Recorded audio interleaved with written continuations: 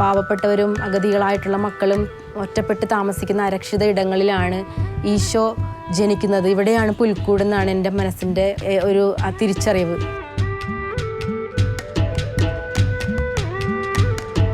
എല്ലാ ക്രിസ്മസ് നാളിലും റോഡിലൂടെ കരോൾ പോകുമ്പോൾ താഴെ പോയി കരോൾ കണ്ട് തിരിച്ചു വരാറാണ് ഇവർ പതിവ്. ഈ വർഷം ആദ്യമായിട്ടാണ് ഇങ്ങനെ ഒരു ക്രിസ്മസ് കരോള് ഇവിടെ വെച്ച് നടത്തിയത്. അതിൻ്റെ വലിയ സന്തോഷം ഇവരുടെ എല്ലാവരുടെയും മുഖത്ത് കാണുന്നുണ്ട്.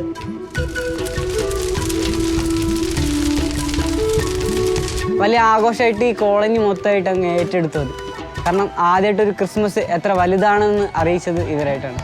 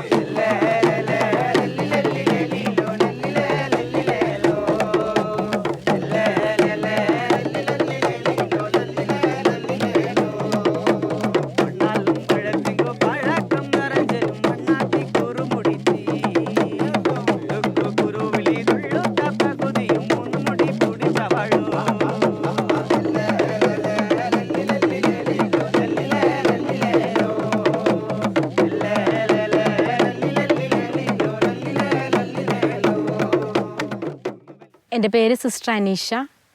ഞാൻ SD സിസ്റ്ററാണ്, സിസ്റ്റേഴ്സ് ഓഫ് ദ ഡെസ്റ്റിറ്റ്യൂട്ട്.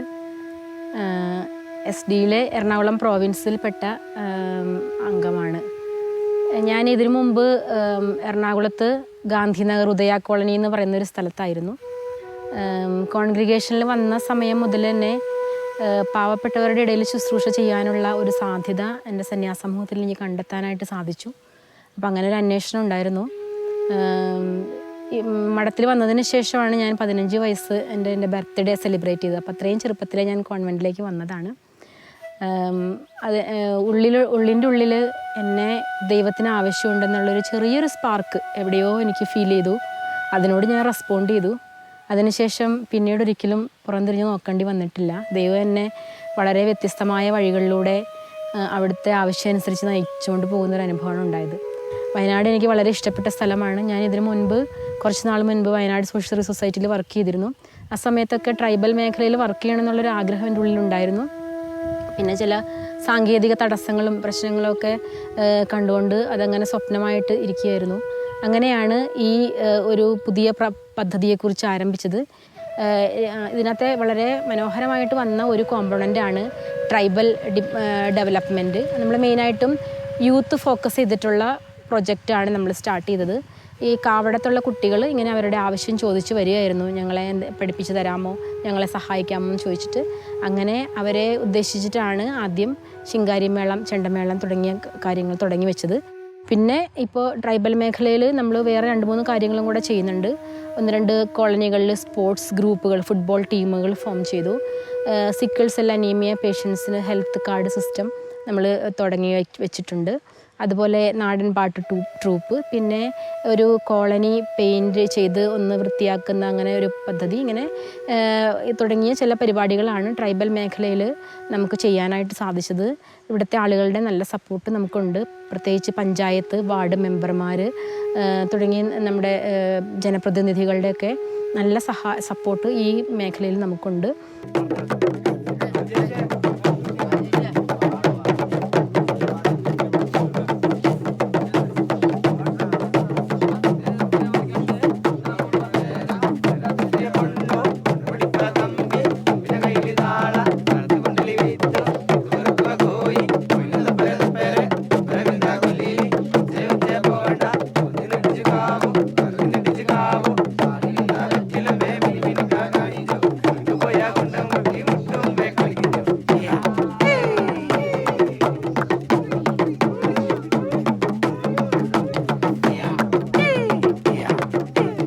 വേദനിക്കുന്ന മനുഷ്യരും അഗതികളായവരും ഒറ്റപ്പെട്ട് താമസിക്കുന്ന അഗതിത്വത്തിൻ്റെ അരക്ഷിത ഇടങ്ങളിലേക്ക് കടന്നു ചെല്ലാനുള്ള ഒരു ആഹ്വാനം ഞങ്ങളുടെ സന്യാസമൂഹത്തിൻ്റെ സിദ്ധിയോട് ചേർന്ന് കിടക്കുന്നത് ഞാൻ എപ്പോഴും പ്രാർത്ഥിക്കുമ്പോഴും ധ്യാനിക്കുമ്പോഴും ഒക്കെ കണ്ടുമുട്ടിയിട്ടുണ്ട്.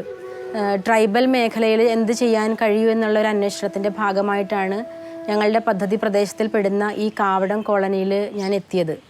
തുടക്കത്തിൽ വളരെ അപരിചിതത്വത്തോടുകൂടിയാണ് ഞാനിവിടെ കയറി വന്നത്. ഇവിടെയുള്ളവരും അങ്ങനെ തന്നെയായിരുന്നു ആ സമയത്തൊക്കെ. പക്ഷെ പിന്നീട് ഇവിടെയുള്ള പ്രത്യേകിച്ച് യുവജനങ്ങളുടെ കഴിവും അഭിരുചിയും അവരുടെ ഉള്ളിലുള്ള ആഗ്രഹവും ഉയരാനുള്ള സ്വപ്നങ്ങളൊക്കെ കണ്ടപ്പോൾ ഇവർക്ക് വേണ്ടി എന്തെങ്കിലും ചെയ്യണം എന്നുള്ളൊരു സ്വപ്നം, ഒരാഗ്രഹം മനസ്സിലുണ്ടായി. ഏകദേശം 20ഓളം കുടുംബങ്ങൾ താമസിക്കുന്ന ഒരു കോളനിയാണ്. പക്ഷേ വളരെയധികം ജനപ്പെരുപ്പം ഇവിടെയുണ്ട്.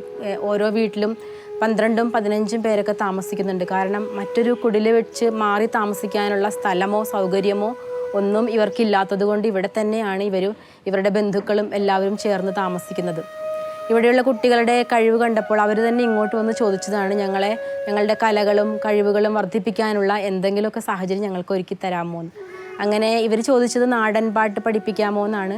അപ്പം എൻ്റെ ഒരു കഴിഞ്ഞ വർഷങ്ങളിലെ അനുഭവ പരിചയം കൂടെ വെച്ചിട്ട് ഞാൻ ഇവരോട് ചോദിച്ചു, നിങ്ങൾക്ക് ശിങ്കാരി മേളം പഠിക്കാൻ താല്പര്യമുണ്ടോ എന്ന് ചോദിക്കുകയായിരുന്നു. അങ്ങനെയാണ് ഇവരെ ഈ ഒരു കോളനിയിൽ ചെണ്ടമേളം പഠിക്കാനുള്ള ഒരു സാഹചര്യം ഒരുക്കിയത്. സാമ്പത്തികമായിട്ട് നല്ല ഒരു ബാധ്യത തന്നെയാണെങ്കിൽ പോലും കണ്ടെത്താൻ ശ്രമിക്കണം എന്നുള്ളൊരു ഉദ്ദേശത്തോടു കൂടി ഞാനിതിന് ഇറങ്ങി പുറപ്പെട്ടു. അങ്ങനെ ഇവിടെയുള്ള ഏകദേശം 30ഓളം കഴിവും കലയുമുള്ള കുട്ടികൾ ഒന്നിച്ചേർന്ന് വളരെ ചുരുങ്ങിയ സമയം കൊണ്ട് പെട്ടെന്ന് ഇത് പഠിച്ചെടുക്കാനായിട്ട് ശ്രമിക്കുകയായിരുന്നു. ഇവരുടെ മനസ്സിലും കഴിഞ്ഞ കാലങ്ങളിൽ പലപ്പോഴും മറ്റുള്ളവർ ഇവരെ മാറ്റി നിർത്തിയതിൻ്റെയും ഇവരെ പലതും പറഞ്ഞ് ആക്ഷേപിച്ചതിൻ്റെയൊക്കെ ദുഃഖങ്ങളൊക്കെ കണ്ടപ്പോൾ ഇവിടെ തന്നെയാണ് ഈ ശുശ്രൂഷ ചെയ്യേണ്ടതെന്നുള്ള ഒരു തീരുമാനമാണ് എൻ്റെ മനസ്സിൽ വന്നത്. അങ്ങനെ സന്യാസമൂഹവും കമ്മ്യൂണിറ്റിയും ഒക്കെ വളരെ ശക്തമായൊരു സപ്പോർട്ടാണ് ഇതിനു വേണ്ടി എനിക്ക് നൽകിയത്.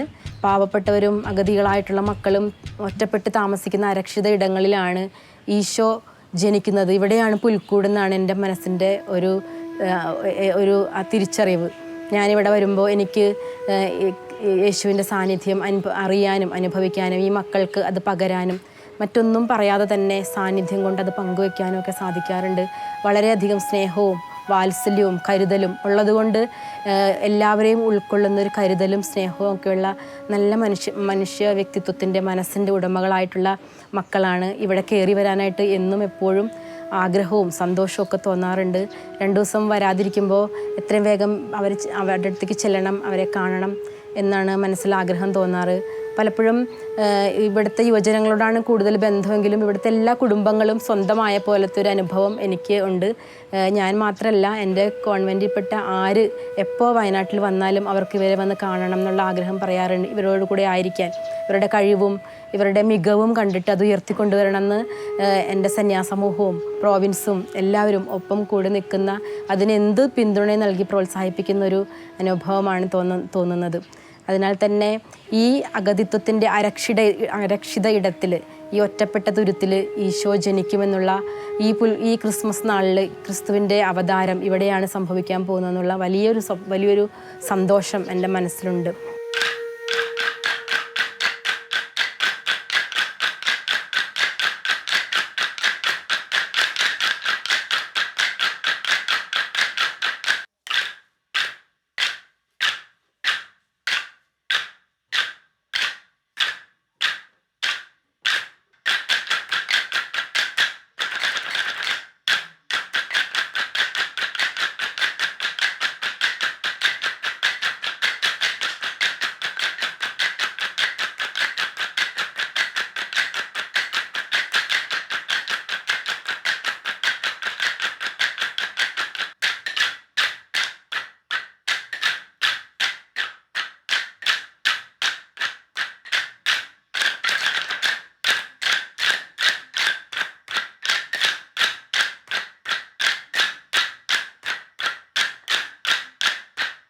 എൻ്റെ പേര് അനിൽ കെ വി.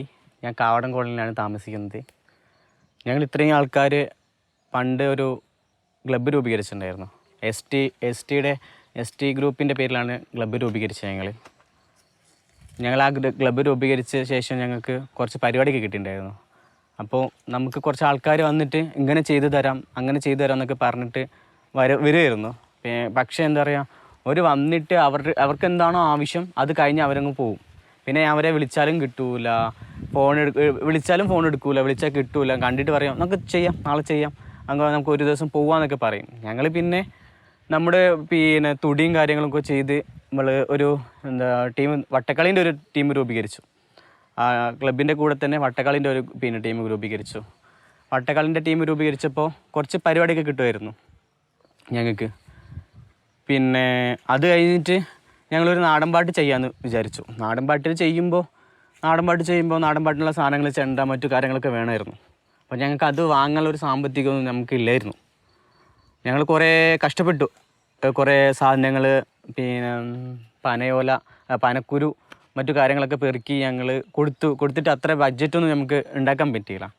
ഉള്ള പൈസയും കൊണ്ട് നമ്മൾ കുറച്ച് സാധനങ്ങൾ ഞങ്ങൾ അവിടുന്ന് ഇവിടുന്ന് സെറ്റപ്പാക്കി നാടൻപാട്ടൊക്കെ ഇങ്ങനെ ചെയ്തു പോകുമായിരുന്നു.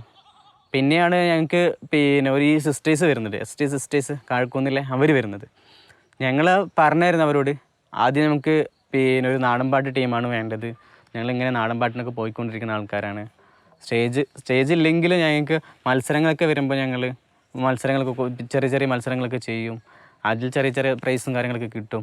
സെക്കൻഡ്, തേർഡ് അങ്ങനെ കിട്ടും. ഞങ്ങൾക്ക് ഒരു നാടൻപാട്ട് ടീം ഇവിടെ തുടങ്ങണമെന്നൊക്കെ പറഞ്ഞിട്ടുണ്ടായിരുന്നു. അപ്പോൾ ഇവർ പറഞ്ഞു നമുക്ക് ആലോചിക്കാം, ചെയ്യാമെന്ന് പറഞ്ഞു. അപ്പോൾ ഞങ്ങൾക്കൊരു സന്തോഷമുണ്ട് ചെയ്യാമെന്ന് പറഞ്ഞപ്പോൾ. ഞങ്ങൾ പിന്നെ അവരുടെ നമ്പറൊക്കെ വാങ്ങിയിട്ട് ഞങ്ങൾ നിരന്തരമായിട്ട് വിളിച്ചുകൊണ്ടിരുന്നു. നമുക്ക് കിട്ടുമെന്ന് അറിയില്ലല്ലോ, കുറേ ആൾക്കാർ വന്നിട്ട് പറയുമല്ലോ നമുക്ക് ചെയ്തു തരാം. പിന്നെ അവർ ഫോൺ എടുക്കുന്നില്ല. പിന്നെ ഞങ്ങൾ സിസ്റ്റേഴ്സിനെ നിരന്തരമായിട്ട് ഇങ്ങനെ വിളിച്ചുകൊണ്ട്, അപ്പോൾ സിസ്റ്റർ പറഞ്ഞു ചെയ്യാം, ഒരു ദിവസം നിങ്ങൾ ഇങ്ങോട്ടേക്ക് വരുമെന്ന് പറഞ്ഞു.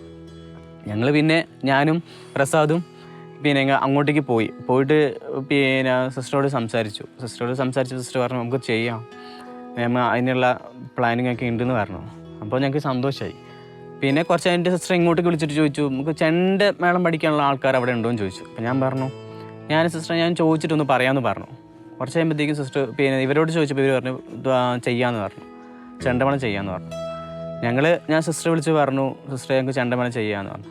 അപ്പോൾ സിസ്റ്റർ പറഞ്ഞു നമുക്ക് ഒരു മാസം കൊണ്ട് നമുക്ക് അരങ്ങേറണം എന്ന് പറഞ്ഞു. അപ്പോൾ ഇവിടെ നടവിൽ പള്ളിയിൽ പള്ളിപ്പെരുന്നാളിൻ്റെ അന്ന് ഞങ്ങളുടെ അരങ്ങേറ്റമായിരുന്നു കഴിഞ്ഞ വർഷം 31-ന്. ഞങ്ങൾ പറഞ്ഞാൽ ഞങ്ങൾക്ക് ചെയ്യാമെന്ന് പറഞ്ഞു. ഞങ്ങൾ പിന്നെ ഒരു മാസം 1.5 മാസം ഞങ്ങൾ കഷ്ടപ്പെട്ട് പഠിച്ചു. അവിടെ തന്നെ ആ ക്ലബിൻ്റെ ഒരു ചെറിയ ഷെഡുണ്ട്, ആ ഷെഡിൽ തന്നെ ഞങ്ങൾ ഇരുന്ന് പഠിച്ച് 1.5 മാസം കൊണ്ട് അരങ്ങേറി. ഇപ്പോൾ തന്നെ ഞങ്ങൾക്ക് കുറേ പരിപാടി വന്നിട്ടുണ്ട്. ഞങ്ങളിവിടെ കുറേ ആൾക്കാർ ഇപ്പോൾ കർണാടകയിലൊക്കെ പണിക്ക് പോകുന്ന ആൾക്കാരായിരുന്നു, ഇഞ്ചി പണിക്ക് പോകുന്ന ആൾക്കാരായിരുന്നു. കർണാടക, മൈസൂർ ആ ലെവലിലൊക്കെ പോയിട്ടുണ്ടായിരുന്നു. പക്ഷെ ഞങ്ങൾ അതിൽ പോയിട്ട് ഞങ്ങൾ മൈസൂരിൻ്റെ കൊട്ടാരം കണ്ടിട്ടുണ്ട്. പക്ഷേ കൊട്ടാരത്തിൻ്റെ ഉള്ളിൽ കയറാൻ പറ്റില്ല, ആർക്കും കയറാൻ പറ്റില്ല. പിന്നെ സിസ്റ്ററിൻ്റെ സഹായം കൊണ്ട് ഞങ്ങൾക്ക് ബാംഗ്ലൂർ പരിപാടി കിട്ടിയിട്ടുണ്ടായിരുന്നു. ഞങ്ങൾ പോണ പോക്കിൽ തന്നെ സിസ്റ്റർ പറഞ്ഞു ഞങ്ങൾക്ക് കൊട്ടാരമൊക്കെ കണ്ടിട്ട് പോകാമെന്ന് പറഞ്ഞിട്ടുണ്ടായിരുന്നു. അപ്പോൾ ഞങ്ങൾക്ക് എല്ലാവർക്കും കിട്ടാത്ത ഭാഗ്യമാണ് ഞങ്ങൾ ഇവിടെ ആർക്കും കിട്ടിയിട്ടില്ല ഇതുവരെയായിട്ടും. ഞങ്ങൾ ആ കൊട്ടാരത്തിൻ്റെ ഉള്ളിലൊക്കെ കയറി കൊട്ടാരമൊക്കെ കണ്ടു. അതുപോലെ തന്നെ കുറേ സ്ഥലങ്ങളിൽ ഞങ്ങൾക്ക് സിസ്റ്റേഴ്സിൻ്റെ ഒരു ഇതുകൊണ്ട് ഞങ്ങൾക്ക് എത്താൻ പറ്റി, പോകാനും പറ്റി. കുറേ മാറ്റങ്ങൾ കോളനിയിൽ വരുന്നുണ്ട്. ഇപ്പോൾ ആദ്യം മുറുക്കാനൊക്കെ മുറുക്കുമായിരുന്നു കുറച്ച് ആൾക്കാർ. അപ്പോൾ ഞങ്ങൾ പറഞ്ഞു ടീമിലേക്ക് വരികയാണെങ്കിൽ കുറച്ച് ആ കാര്യങ്ങളൊക്കെ നിർത്തി വെച്ചിട്ട് വരണമെന്നൊക്കെ പറഞ്ഞു. അപ്പോൾ കോളനിയിൽ നിന്ന് ഇത് വരുന്നുണ്ട്, കോളനിയിൽ കുറച്ച് മാറ്റങ്ങൾ കാര്യങ്ങളും വരുന്നുണ്ട്. ആരും കുറച്ച് ആൾക്കാർ മുറുക്കുന്നില്ല. ഇപ്പോൾ ആദ്യം ഞങ്ങൾക്കൊക്കെ എന്താ പറയുക കുടിയൊക്കെ ഉണ്ടായിരുന്നു, വലിയ ആൾക്കാർ കുടിക്കുകയൊക്കെ ആയിരുന്നു, കള്ളു കുടിക്കുകയൊക്കെ ആയിരുന്നു. ഞങ്ങളിങ്ങനെ ഓരോ കാര്യങ്ങൾ പറയണത് കേട്ട് അവർക്ക് മനസ്സിലായി. പിന്നെ കുടിയും കാര്യങ്ങളൊന്നുമില്ല. അപ്പോൾ കോളനി ഇപ്പോൾ ഒരു ശാന്തതയാണ്. അപ്പോൾ കച്ചറയും കാര്യങ്ങളൊന്നും ഇല്ലാണ്ട് ശാന്തമായിട്ട് പോവുകയാണ്. ഇപ്പോൾ ഞങ്ങൾക്ക് ഇനിയും എന്താ പറയുക മുന്നോട്ട് വരണം. ഞങ്ങൾക്ക് ചെണ്ടമേളത്തിലാണെങ്കിലും നാടൻപാട്ടിലാണെങ്കിലും ഞങ്ങളുടെ സമൂഹം, ഞങ്ങളുടെ വട്ടക്കളി ഇപ്പോൾ എല്ലാവരും അറിഞ്ഞു വരുന്നുണ്ട്. അതുപോലെ തന്നെ ഇനി ഞങ്ങളുടെ പാട്ടും കാര്യങ്ങളും സമൂഹത്തിൻ്റെ മുമ്പിൽ എത്തിക്കുക എന്നൊരു ലക്ഷ്യത്തോടെയാണ് ഞങ്ങൾ ഇത് പോകുന്നത്. അതുപോലെ തന്നെ ST സിസ്റ്റേഴ്സ് ഞങ്ങളുടെ കൂടെ ഉണ്ട്, അനീഷ സിസ്റ്റേഴ്സ് കൂടെ ഉള്ളത് കൊണ്ട് ഞങ്ങൾക്കൊരു വിശ്വാസമാണ് നമുക്ക് എത്തിച്ചേരാൻ പറ്റും എന്നുള്ളൊരു.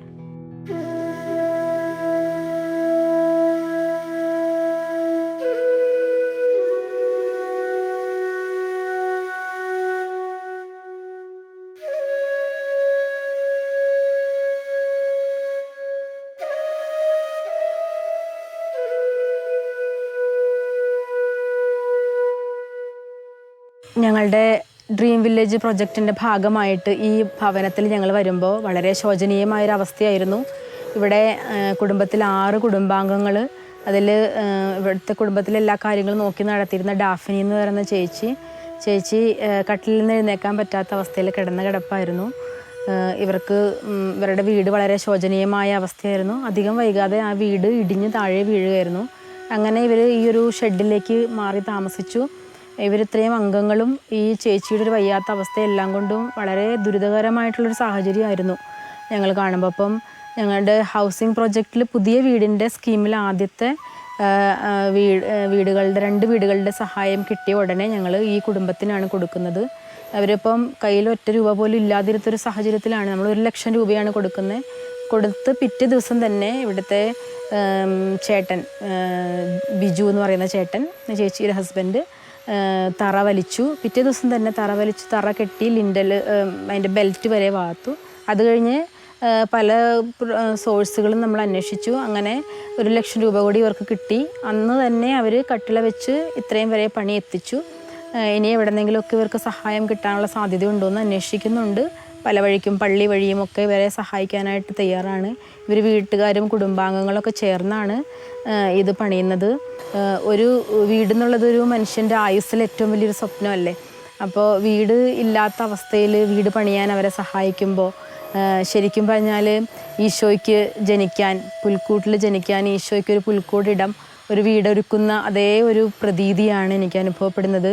പുതിയ വീട് പണിത ഓരോരുത്തരുടെയും കുടുംബങ്ങളിലേക്ക് കടന്നു ചെല്ലുമ്പോൾ ആ സ്വപ്നം സാക്ഷാത്കരിച്ചതിൻ്റെ സേഫായിട്ട് അല്ലെങ്കിൽ സെക്യൂറായിട്ട് സമാധാനപരമായിട്ട് ഉറങ്ങാനൊരു കുടുംബം കിട്ടിയതിൻ്റെ സന്തോഷം നമുക്ക് കാണാനായിട്ട് സാധിക്കാറുണ്ട്.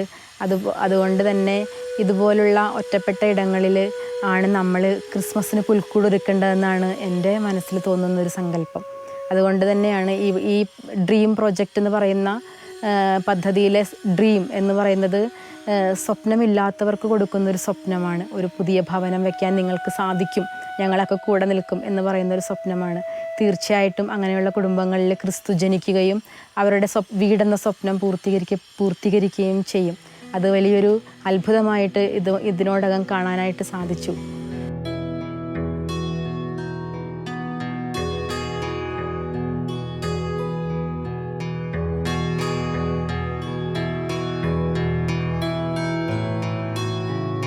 ഞങ്ങളെന്നും ജപമാല ചൊല്ലി പ്രാർത്ഥിക്കുമായിരുന്നു.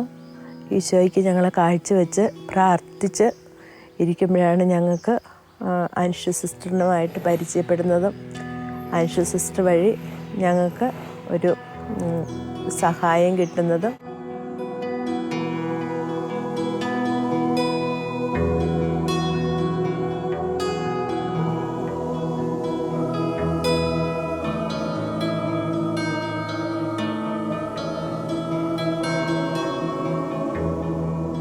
ഞങ്ങളുടെ പ്രോജക്റ്റിൻ്റെ ഭാഗമായിട്ട് കാവടം കോളേജിൽ സന്ദർശിച്ച സമയത്ത് കുട്ടികൾ ഇതുപോലെ പഠിക്കാൻ ഇൻസ്ട്രുമെൻസും കാര്യങ്ങളൊക്കെ ആവശ്യപ്പെടുകയായിരുന്നു. അവരുടെ ആഗ്രഹം കണ്ടപ്പോൾ എന്തെങ്കിലും ചെയ്യണമെന്നുള്ളിൽ തോന്നി. പക്ഷേ കയ്യിൽ അങ്ങനെ സാമ്പത്തികമായിട്ടൊന്നും ആ സമയത്തില്ലായിരുന്നു. ഇവർ സാവധാനം മേളം പഠിക്കാനായിട്ടൊക്കെ പഠിച്ചു തുടങ്ങിയപ്പം പിന്നീട് ഇൻസ്ട്രുമെൻസ് ആവശ്യമായി വന്നു.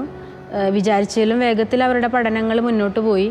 അപ്പോൾ ഫിനാൻഷ്യലായിട്ടുള്ള കാര്യങ്ങൾ എനിക്ക് ഭയങ്കര ഒരു സ്ട്രഗിളായിരുന്നു. പ്രാർത്ഥനയിൽ മാത്രമായിരുന്നു ഒരു ആശ്രയം. ഈ ദേവാലയത്തിൽ വരുമ്പോൾ ഇന്നും പ്രാർത്ഥിക്കുമ്പോൾ ഈ പള്ളിയിൽ അവർക്ക് അരങ്ങേറാനുള്ളൊരു അവസരം എത്രയും വേഗം ഉണ്ടാകണമെന്ന് ഇങ്ങനെ ആഗ്രഹിച്ച് പ്രാർത്ഥിച്ചിരുന്നു. അങ്ങനെ ഏതായാലും സമയമായപ്പോൾ അതിനുള്ള സാമ്പത്തികം കണ്ടെത്താനും പ്രാർത്ഥനയിലൂടെ കണ്ടെത്താനും ഈ പള്ളിയിൽ വെച്ച് അവരുടെ അരങ്ങേറ്റത്തിൻ്റെ കാര്യങ്ങളൊക്കെ തീരുമാനമാക്കാനും ഒക്കെയുള്ള അവസരം വന്നു.